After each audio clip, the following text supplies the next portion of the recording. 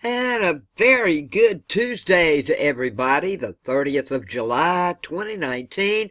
I'm Jewel, and welcome to J7409 Weather. So glad to have you with us. If it's your first time over here and you're into the weather, please don't forget to subscribe and click the bell to ensure that you get all the latest in weather news, forecasts, watches, warnings, and tropical weather. I'd appreciate it a whole lot. And if you have any weather pictures you'd like to share with us, please, down below this video, click Show More, scroll down, and you will find my email address to send them to so we can share them with one another. Now, of course, I'm not going to elaborate on the tropical forecast during this video this morning. I'll have the complete tropical forecast coming up later today, but overnight, remember in the video that I did for you yesterday in the last tropical update, I said this system over here had a chance. Well, now it's popping up. So let's go ahead and check it out. It's disturbance number 2. It is a tropical wave and is accompanied by a broad low-pressure system producing a large area of cloudiness and disorganized showers over the far eastern tropical Atlantic. It's a few hundred miles south of the Cabo Verde Islands.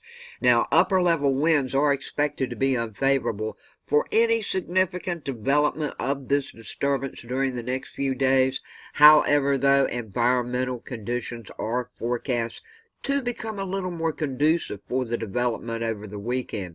2 days 0, 5 days 20, I think a little farther out we might see something of this. The winds may get to it. It's too far out now to actually tell, but I will scrutinize this little system in the tropical update coming up.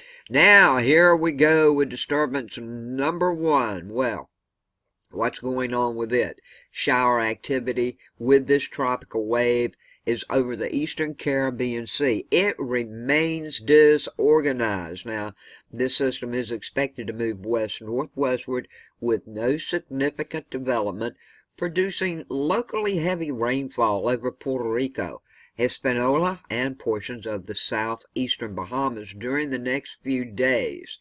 Over the weekend, conditions could become marginally conducive for development when this disturbance moves near Florida and the central and northwestern Bahamas. It's got 0 in 2 days, 10% in 10 days. It may do something, but I think it's just going to be a lot of rain, folks, and I think it's going to come up here and bounce around. It may even try to go in the Gulf, but do not worry, Gulf Coast states. I don't think this system's going to bother you. I think it's going to come right over Florida and dump a ton of water, and rain could be felt from Georgia all the way up through the Carolinas. That's what it's looking like to me right now. But once again, I'll go over it when I check out the tropical update in detail for you later today. As we go over to the eastern North Pacific, let's check it out. Well, yesterday, Eric and Flossie were tropical storms. Well, that's all changed, my friends. Eric is a hurricane this morning with 80-mile-per-hour winds. It's moving west at 17 miles per hour. Flossie, still a tropical storm, 65-mile-per-hour winds. She's moving west at 16 miles per hour, and we have another system. Now, this is just disturbed weather associated with a tropical wave like all the others as they start out, and it's located a few hundred miles south of Acapulco, Mexico. Now, some gradual development of this system is possible late this week while the system moves quickly westward away from the coast of Mexico. In 2 days, it's 0. In 5 days, it's 20%. And this morning, we're going to check out the GFS map as we go through what should be happening for the lower 48. This map, courtesy of Tropical Tidbits. Turn it on, let it roll through for you. Folks, we're going to have active showers and thunderstorms possible across portions of the southwest to the Great Basin today. Much above average temperatures are expected from the central to southern high plains, and we got a slow-moving cold front that will support widespread showers and storms from the western to the central Gulf Coast. Now, also the Tennessee Valley, the Ohio Valley, and into the northeast will experience this slow-moving cold front. Okay, now much above average temperatures are expected ahead of this front today. So today you're not going to get much cool out of it, but for today and over the northeast, these areas, I've said you're going to be rather warm, but it should start to cool up for you some. Now, what is going on? Well, we've got a lot of stuff. We got this slow-moving cold front I'm talking about. It's going to be pushing eastward from the lower Great Lakes, Ohio Valley, lower Mississippi Valley today through much of the northeast, mid-Atlantic, into the central and southern Appalachians by early Thursday.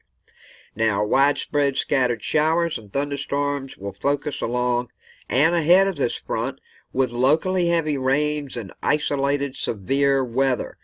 Ahead of this front, much above average temperatures are expected across the northeast today. Heat advisories are in effect today from southeast New York State into southern New England, including New York City, Albany, Hartford, Providence, and Boston.